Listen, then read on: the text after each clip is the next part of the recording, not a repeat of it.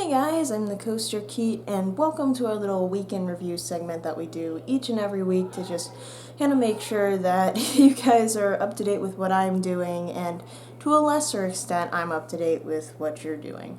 But anyways, this week has been a very busy, but not in an interesting way, sort of week. This is kind of the week before finals. The week that's starting tomorrow has the very first final on Friday and a dead day on Thursday so that everyone can get that nice, last minute studying in and those papers written and everything. So we're really coming down to crunch time over here. But in general, not too interesting, but a few interesting things did happen.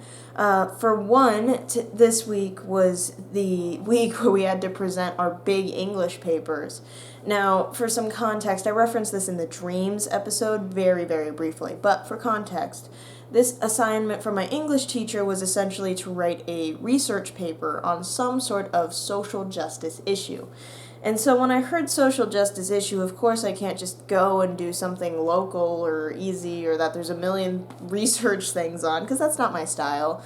I was an MUN for 3 years in high school, so I was like, you know what we're gonna do? We're gonna figure out the effect of international legislation on national bases. So we're going to look at the effects of climate change legislation on South Africa, which I swear is like the most niche topic. If you've ever thought of researching the effects of climate change on South Africa, please subscribe, because I will never find someone with such a similar mind to me ever again. And then, it's just not something you think about when you hear social justice issues.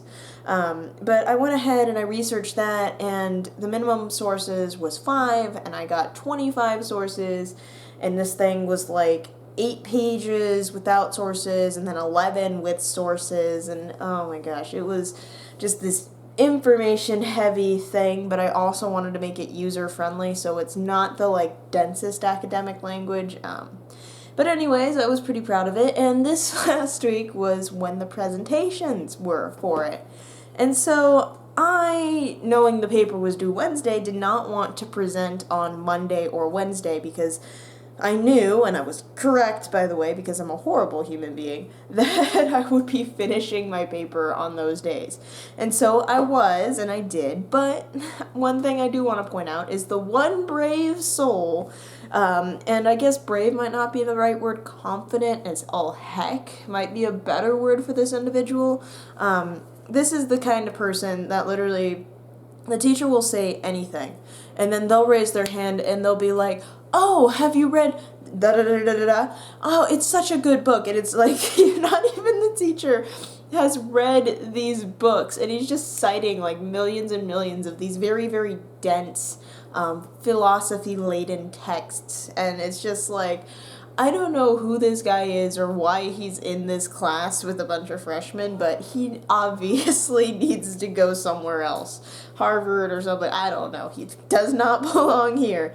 But this guy was the one that went first, and he did his presentation, and he has this very calm sort of style. It was very odd, actually, because he was trying to do some humorous things, and he's not a person that's particularly humorous or comes off that way. So anyway, he does his presentation, and it's very good. I'll give him that. It was very good, and everyone was saying man, I don't know how I'm gonna live up to that. Meanwhile, in my head, I'm like, so how do I surpass that? Because I, above all things, am competitive.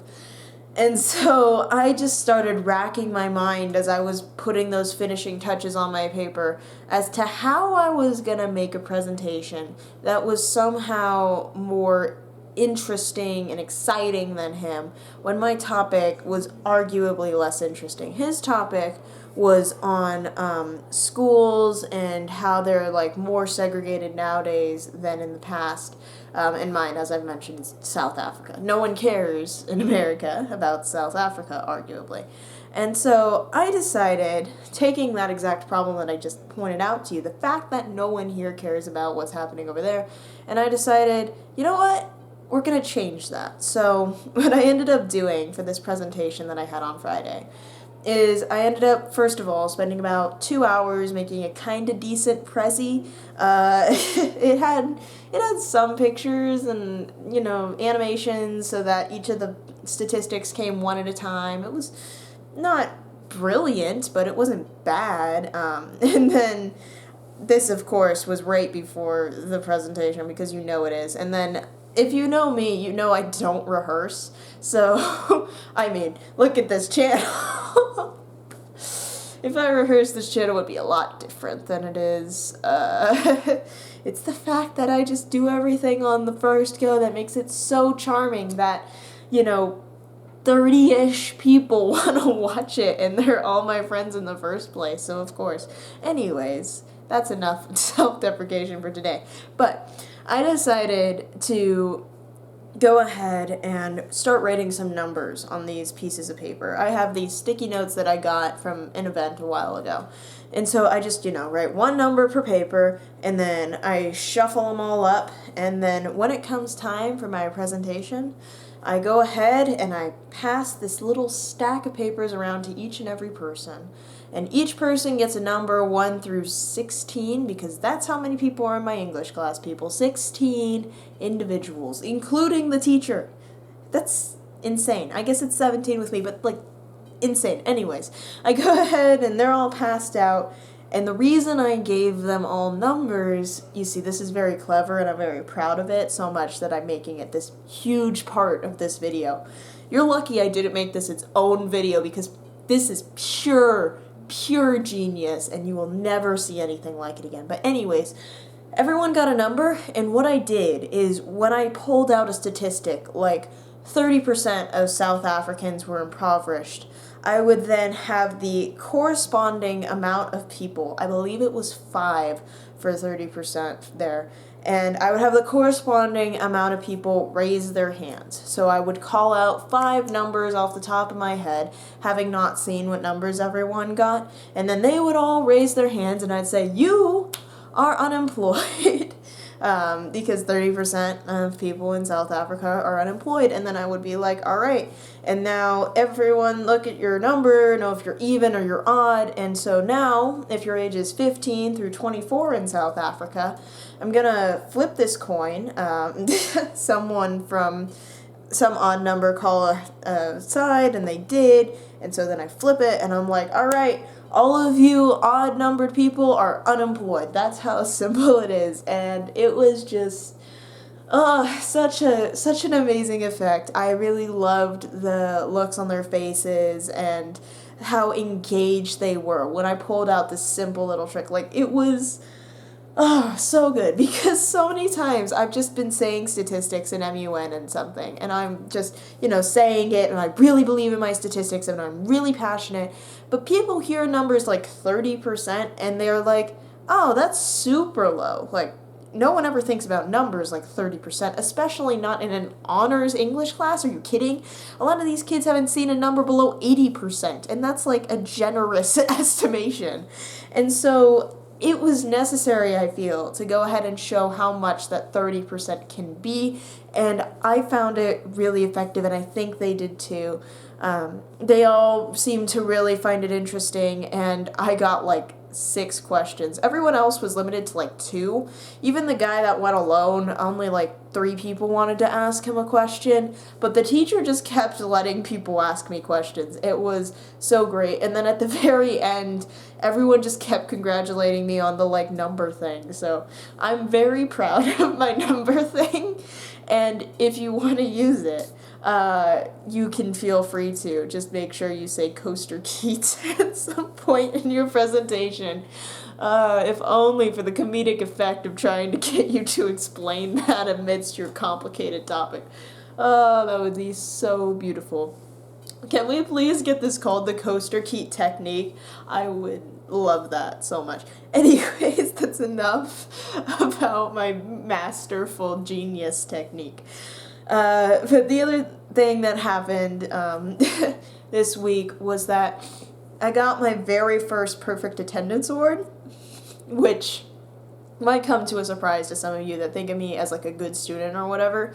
here's the thing about perfect attendance.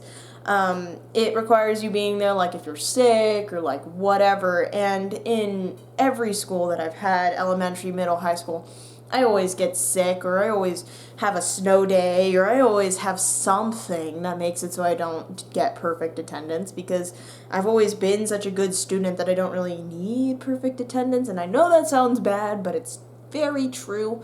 And so never have I ever gotten a perfect attendance award before, but in my anime discussion this last Friday, I'm sitting there and he's going through his announcements and he says something along the lines of, and I just want to thank the 2 people that have been here at every discussion. It really means a lot to me. And I'm over here like, wait, I'm just doing the calculations in my head. Wait. Oh my God. And then he's like, I just wanted to give you a little token of my appreciation. And he pulls out these cute little arrangements of just these little, there's like a little gingerbread man, and then these like little long wafer things with white and red frosting. And they're in a cute little bag, and he just gives it to me and this other guy that showed up for all of the discussions and contributed. And it was like, aw, this is so cute. Why? I don't deserve this.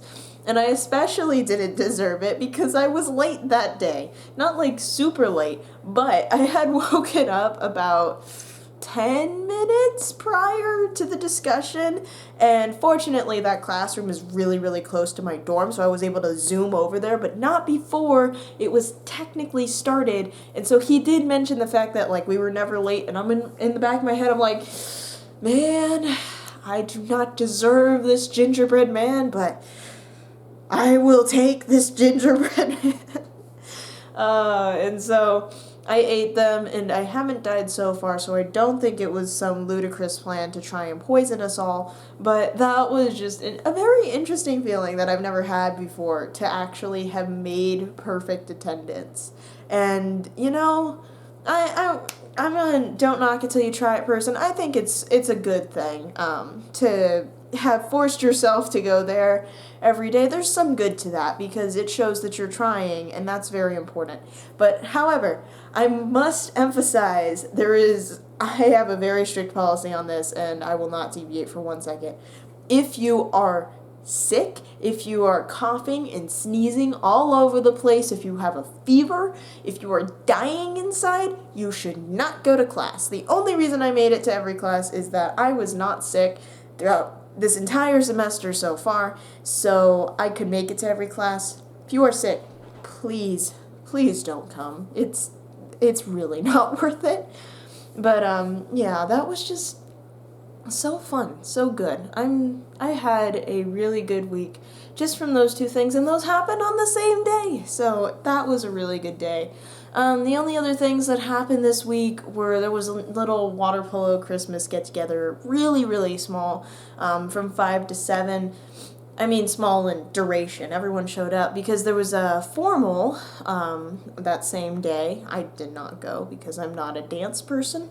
But yeah, they had this nice little party, and we did this little white elephant sock thing, and that also made me feel really good because someone picked out my socks and they really, really liked them, and then everyone was going over and like feeling them. It was like, such a good feeling. I don't know, there's just all of this like holidays and joy that's happening around this time, and you know what more could you ask for around a time of finals and existential dread as you wonder if everything you've ever hoped and dreamed for is going to die because of this test that you have.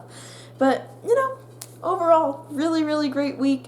A lot of hard work that's been happening, but we are getting through it, and that is all I can hope to do. So anyways, thank you guys so much for watching and listening to me ramble. If you do listen to this, I really, really appreciate your time, and I'm so sorry for wasting it. And I hope that you guys just soar high and enjoy your ride of life. Just have a fantastic week. So, bye.